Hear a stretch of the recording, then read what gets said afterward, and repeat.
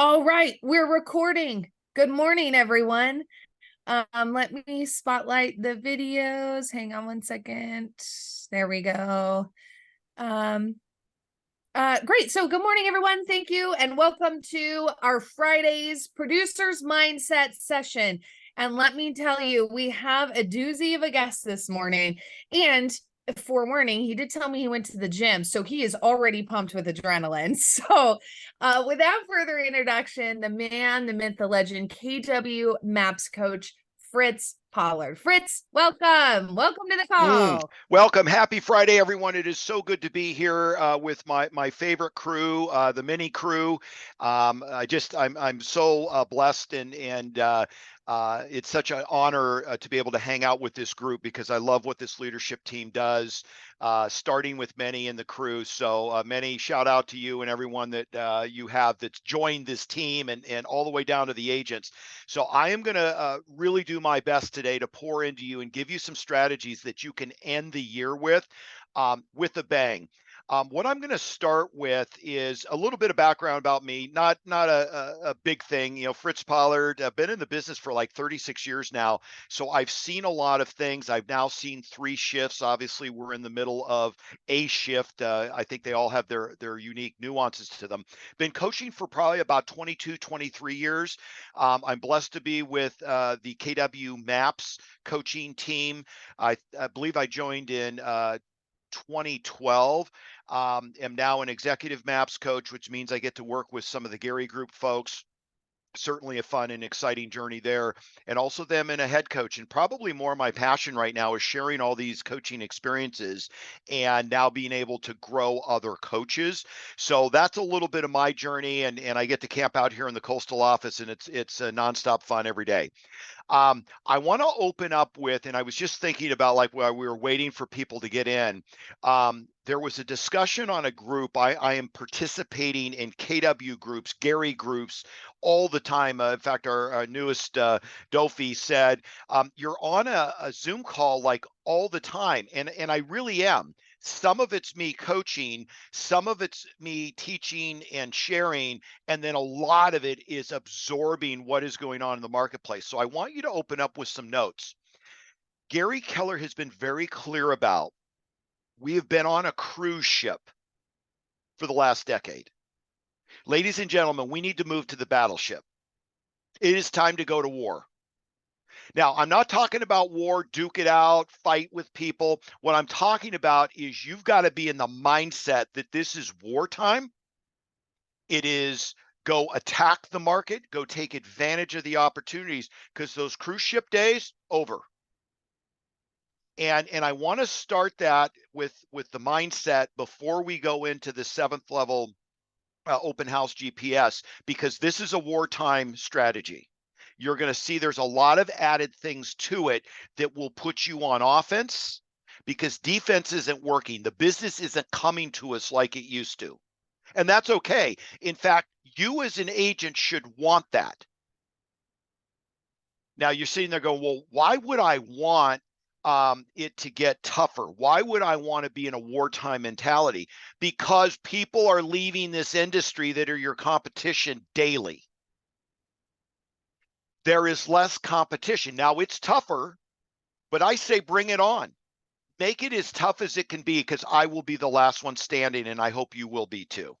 Now, I only know that because this is my 3rd go around. I've seen that market share can be taken, but you got to be on the warship. So I want to set that context before we jump into this GPS outline. And again, we'll leave some time here at the end. I also believe in, and of course, hanging out with Gary as often as I've been privileged to, is he uses what he calls interrupter rules. If you got a question, just interrupt me. I don't care. I'd rather you answer it in the moment that the discussion is taking place than wait to the end. Fair enough? Just raise your hand. And Halley, if you could kind of be my eyes and ears, because technology is not my thriving like strong point. So if you could just watch the backside of questions and comments. So let me tell you where this GPS outline showed up. Halley has the GPS for the 7th level open house 10X. She can share it with you. I'm going to put a screen share up, but I felt like this was the most timely thing we could be talking about in a wartime framework to go dominate between now and the end of the year and come out of the gate strong for 2024. So I'm on a Gary's group call. He meets with his teams, some of the top teams in KW once a quarter. So I'm on that call, and it's about a 2-hour call, and they're powerful. He does economic forecasts and brings on speakers. He brings on authors. It's amazing. And all of a sudden, the conversation turned to open houses. And I'm like, this is interesting. I had just finished a couple weeks before the GPS that you are now going to see and will get a copy of. So during that conversation, Jason Abrams, who's the director of our training, I send him the GPS. Call ends, done. I'm off to my next thing. By the end of the day, Jason's assistant's calling me and says, we need to talk. I'm like, uh-oh, what did I do? He said, we like your GPS. We think there could be something for Mega Camp. 6 weeks later, I'm on a stage with Gary and one of my clients unfolding and unpacking the plan that you're going to see. And if you were at Mega Camp, you likely saw that segment. Matt Tavener was my client that we started using this. Then this book, and oh shoot, I don't know how this blur screen works. This is the playbook, and maybe Halley, you can share that with everyone, or a link how to get it. On page 111, a watered down version of this GPS plan made the book. So this now has legs. Now I need to get it to all of you to dominate in our California market.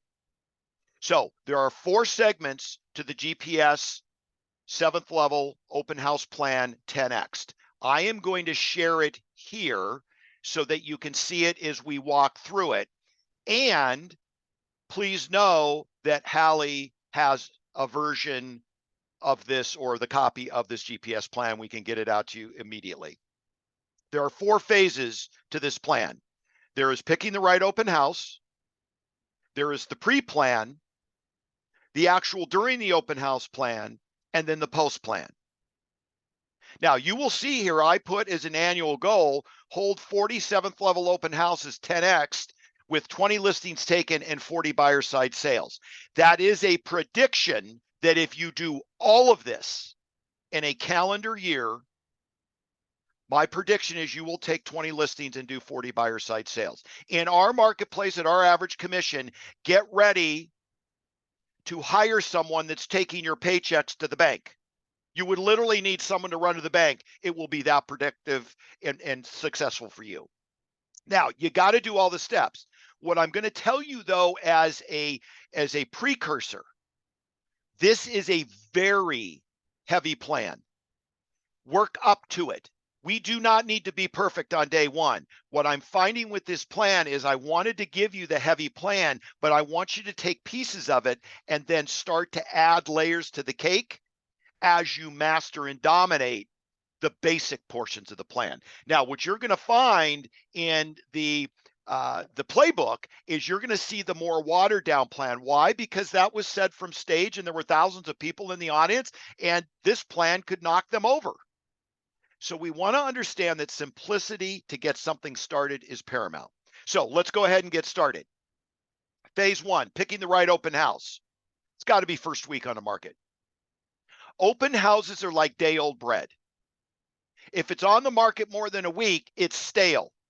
We've got videos now. We've got Facebook Live presentations. It is really easy for the consumer to view that open house. First week, it's fresh. It's new. Really got to focus on first week on the market. It's got to have good curb appeal. People drive by and literally window shop from the car. I don't care price point. I don't care what it looks like inside. You got to get them out of the car into the house. Got to have good curb appeal. Easy to directionally sign into the property. If it takes 18 signs to get them to the hillside, pine top, remote location, probably not going to get the highest level traffic flow. Traffic flow is key for a good open house. Now, this is a personal one of mine. No condos, townhomes, or gated community. It just shuts down the traffic flow. Now, one thing I will tell you is an asterisk. If you know your market, and you should, a condo, townhome, or gated community may work if it's exclusive, if it's got a great reputation, if you've got history of high traffic open houses that you've done in the past. Please understand it's a preferred scenario, single family residence, because my prediction is people buy down from an open house. They drive into the neighborhood they want to live in, they meet a great professional agent who gets them qualified, and sorry, I've got a great opportunity B for you. Opportunity A at my open house isn't going to work. So when you're at a condo or a townhome, where do you buy down from? I mean, I don't know, unless you sell campsites, you may not be able to take them there. So I always want to start at a place where I have an opportunity to create a transaction that is below what I'm holding open. And yet, if condos, townhomes in your areas work, go for it. I have a great client in Florida. Most of their communities are gated. So we focus on their farm area. So it becomes like a farm event inside the gates. And that's how they circumvent that point. And then I made the note here, anytime we can get an open house that are closer to schools or work centers, shopping centers, recreational centers, it generally adds to the traffic flow, especially if you were doing even a weeknight open house. You know, twilight open houses, sometimes they've been referred to. Being near schools, work centers definitely helps with your traffic flow. Now, if this becomes a checklist, by the way, this whole thing should become a checklist, and you can nail priority one, you are likely putting the odds of doing deals in your favor. Create checklists around this. Now, in picking the right open house, when I coach this, you've got from Monday to Wednesday to lock it down. Do all your previewing, do all your deciding, look at the listings that are coming in. If you're holding another company's, or correction, not companies, but a KW open house or another team member's open house, we want to lock that thing down between Monday and Wednesday so it leaves time to do all the marketing. If you are messing around with picking the open house and it's Thursday, you are now losing the opportunities that this plan supports. All right, quickly, any questions around priority one?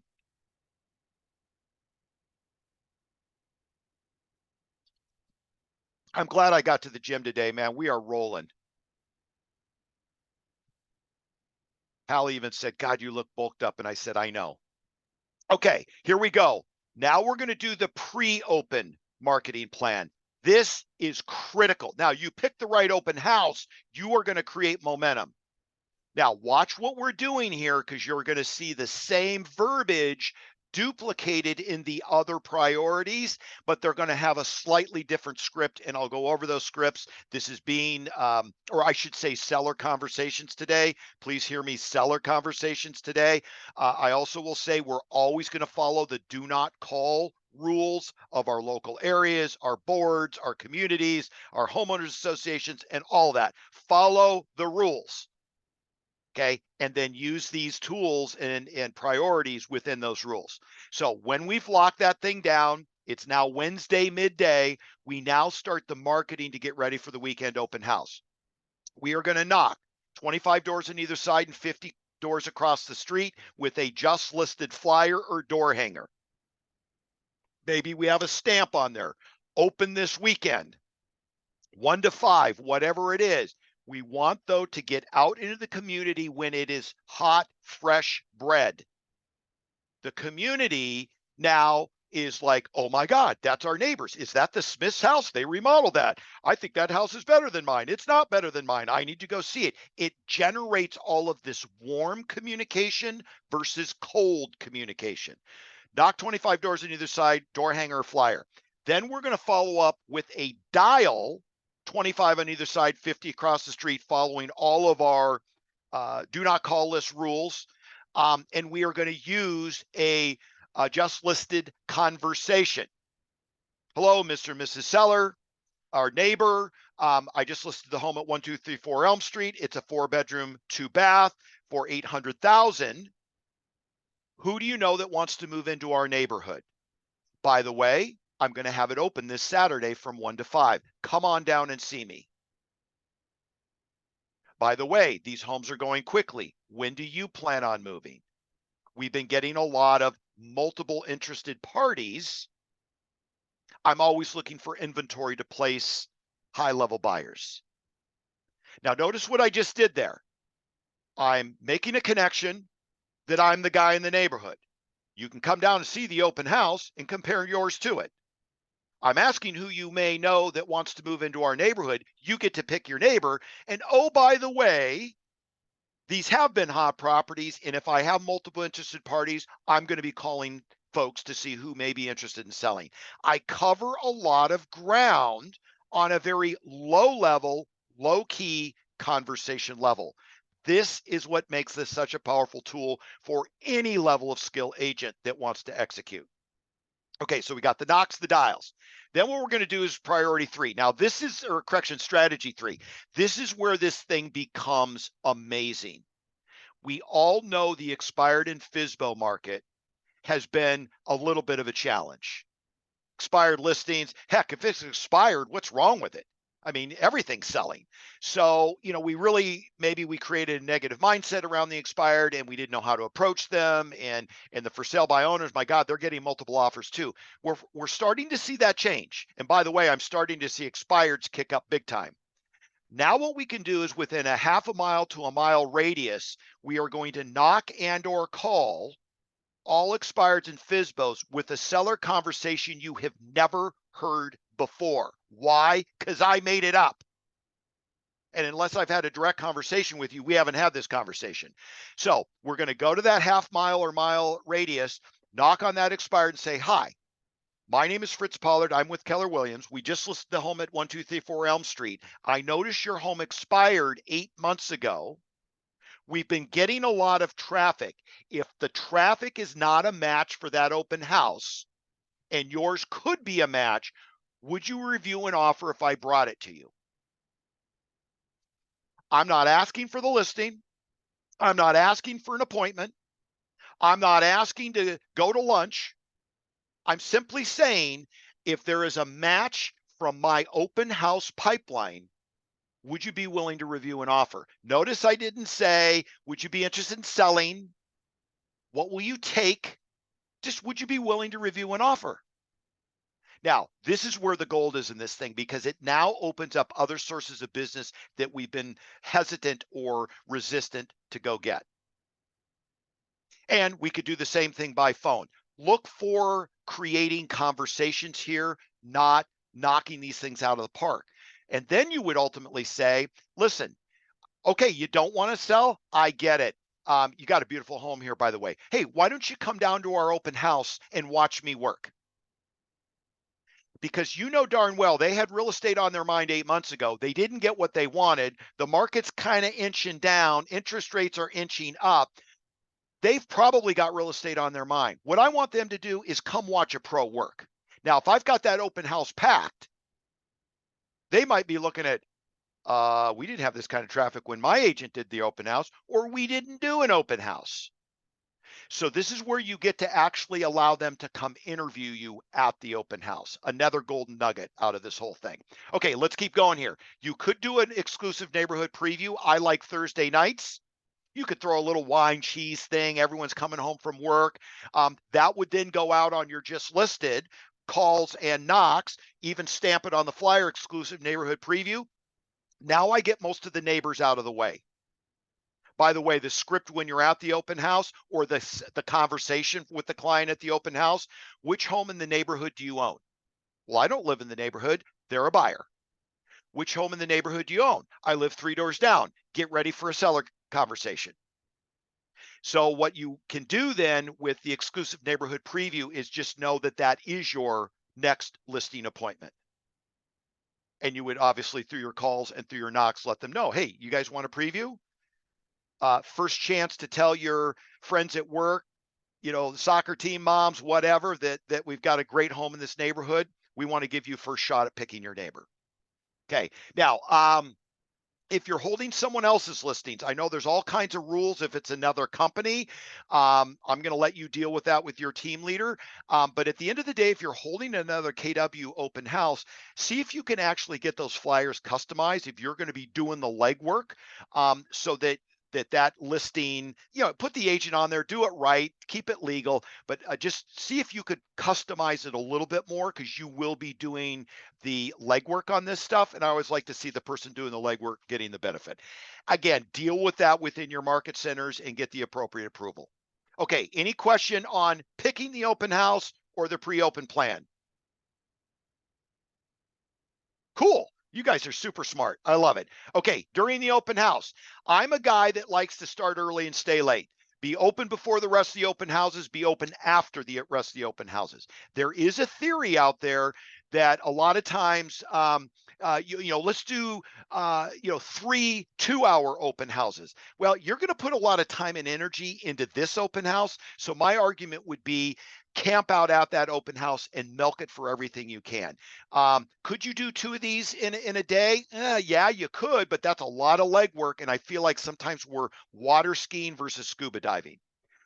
Have 2 to 3 agents to manage the crowd, and one can leave to go show and write offers. We literally had a brand new agent working under the PC of this great office, and they had 100 people through an open house. They picked the right one, first week on the market, good curb appeal. That is too many humans.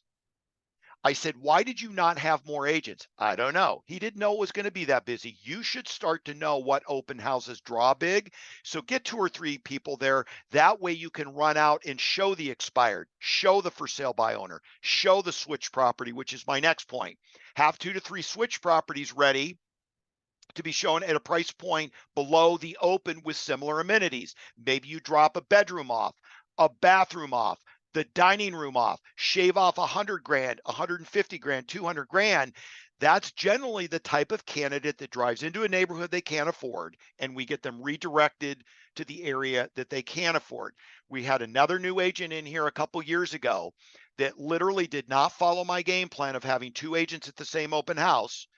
Client comes in, they had a great rapport. I think they even booked a rough appointment to get together.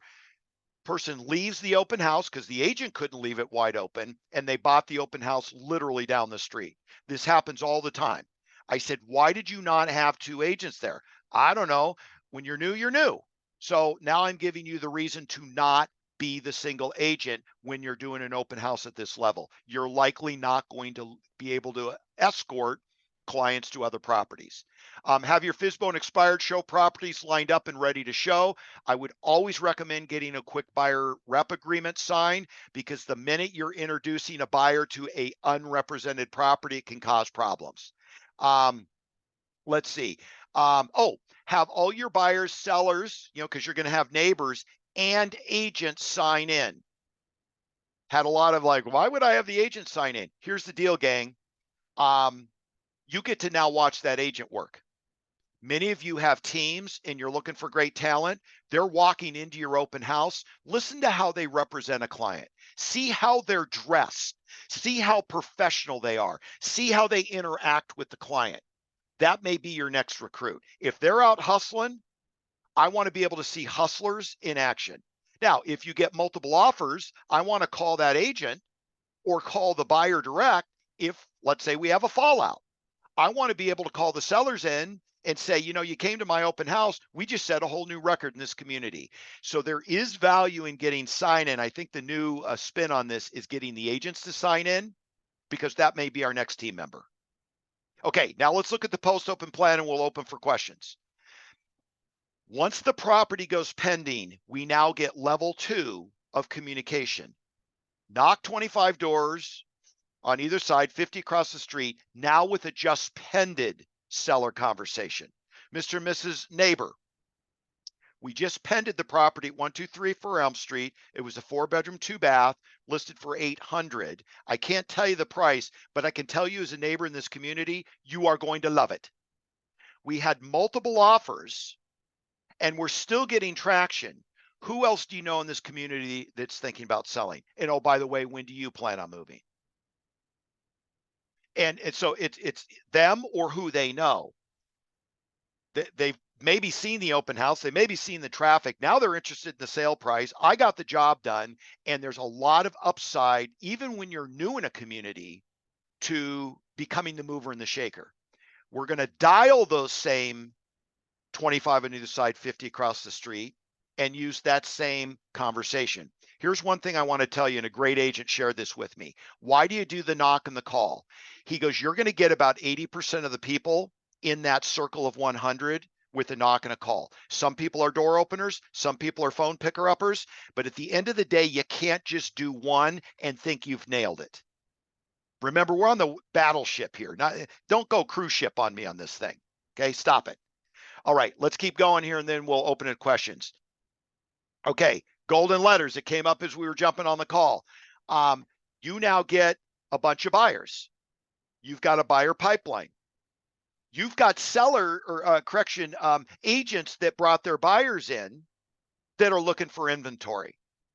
Use the golden letter to go find other opportunities for this lead pipeline.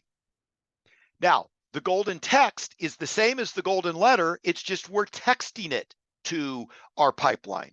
So at the end of the day, this is a double-tiered opportunity to go find the next one, leveraging off of the success of the open house because you did all the things right. Of course, we're only mailing and sending the text out to our AAA buyers. All seller and buyer leads, even agent sign-ins go into the database because we've got referral opportunities. And then every buyer, seller, heck, you might even want to do it with agents that come in, write them a thank you note. We don't do that anymore. And so be different in that sense. Get off the cruise ship with your thank you notes and get on the warship. Write thank you notes. It sets you apart. And that is the 7th level open house 10x. Comments, thoughts, feedback, questions? Fritz, I actually have just kudos to you. Once again, you just never seem to amaze me. And there was just so many great takeaways from this call. I want to just say, when you present to us each and every time, there's an energy that comes from you. And I think it's safe to say that your energy, your tenacity, the excitement that you exude is also what is very needed when you're talking to clients. You can be a dead corpse and you can talk to them with low energy, and you can talk to them kind of where it could come off a little bit like you just don't have the zest for life. If everyone on this call is not pumped up from listening to Fritz Pollard, you need to wake up. And I feel like that's part of it too. It's the mindset. It's how do you feel about yourself is what you're putting out there. So I just want to say, I love the call. You dropped a lot of great nuggets. I just received the playbook literally days ago. Cannot wait to dive in. And I just appreciate you. I really do. You're amazing in every sense of the word. Nina, thank you for that. And I think you bring up something that's kind of become unconscious to me. I'm watching new agents and even new coaches go through their first shift. You either want to go eat it alive or you're running from it. You're either attacking or you're retreating. And I think that energy is, they're professional agents can't wait for a shift because they know it's going to get rid of the distractions of our business. And God bless the agents that come in and we're able to do a handful of deals.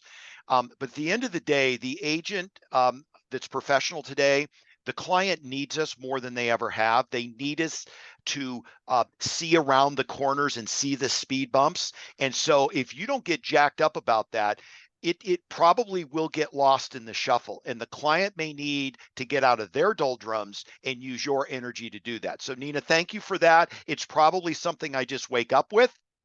It's why I do the meditation and the workout and the reading and all that stuff. So yeah, take that page out of Nina's observation is, are you showing up and being the breath of fresh air for your clients? The marketplace will run to you when you are that client. Or correction, that agent, that client needs you. Thank you, Nina. I love that. Fritz, I know we're running short on time, but there was 2 quick questions. Yeah, fire away. Christine asked, can you clarify for those that don't know what the golden letter is? Give us just a brief overview. What's the golden letter? Okay, this is going to be a really bad copy, but this came from Gina Ront. And I don't know if you can see that. I will get you a copy of this. This is the golden letter. And I think Gina Ront now, this is like 30% of his business. He mails thousands of these a week. He actually has an inbound sales team that just answers these letters. Would you be interested in selling your home at 210 Cartwheel brand number 13 to a client of mine? That's it. Notice there's no logo. He said, if you manipulate this letter, you're screwing it up. Send it just like this. This is a multi-million-dollar agent in the Texas market. So I will get this to you, Halley, and you can send these out all day, every day. And then you send the same thing as a text to your database and everyone else. Plus, it counts as a contact or a touch to your database campaign. What's your database going to think if they're getting text? Oh my God, how many buyers are they working with? They keep asking me who I know. Okay, that answer the question? Yeah, I love that. Beautiful. That's great. Thank you. And then last one, Bob asked, do you have a strategy for open house signs? Bob, do you maybe want to be more specific? Are you talking about placement, or are you talking about marketing specifically? Maybe just type it or unmute yourself. Placement. So do you have any strategies of where to put the signs, how many maybe to put out? I know we touched on that a little well, bit. and I said 12 to 15 signs, as you saw there in the outline. And now I find, oh my God, that's too few. I do 40 signs. Okay, go for it. You know, you've got people that put signs out for you. In the good old days, I'm going to date myself. We used to take a Thomas Guide map. Now you could take whatever map you use. And I would literally sit in the conference room with your team and plot out where to put them. We want to put them in places where they belong, where they're not going to get stolen or picked up. You know, if there's grass areas, you can stick them in the grass. If you got to use the A-frame, use those. But I think what you want to do is really hit those major intersections. Think of it like throwing a big net over your community. I used to do a lot of recruiting from open houses. So on Sundays, I'm driving around and some agents were super easy to find. I was working in Fullerton, California, and this son of a gun caught me on the very west side of Fullerton. And 15 minutes later, I'm over on the east side of Fullerton following his signs. And I go, I want to meet this guy. I don't know what hour of the day or who put these signs out, but he probably had me drive 5 miles. And I wanted this guy because he was a mover and a shaker. So I would say strategically plot them, follow the rules. You can never put out too many. You just don't want to go against the grain and get on the city's bad side, community's bad side, neighbors' bad sides. Hopefully that helps, but obviously it's a strategic thing that you want to go to the edge of the line on. I love that. Thank you, Fritz, so much. This was amazing. I appreciate you. Everyone on this call appreciates you. If you guys don't have it already, make sure you go on to Keller Inc. and order the Millionaire Real Estate Agent Playbook. I did drop it in the chat. I'll drop it again a little bit later, but you can find Fritz again on page 111. Fritz, thank you so much for spending your time with us this morning and for sharing. You guys have a good, productive weekend and a great Friday. Use this energy to propel you into making whatever open houses you're doing this weekend 7th level. Bye. Thanks. Cool. Bye, everyone. Bye-bye. Fritz, Holly, thank you. Awesome.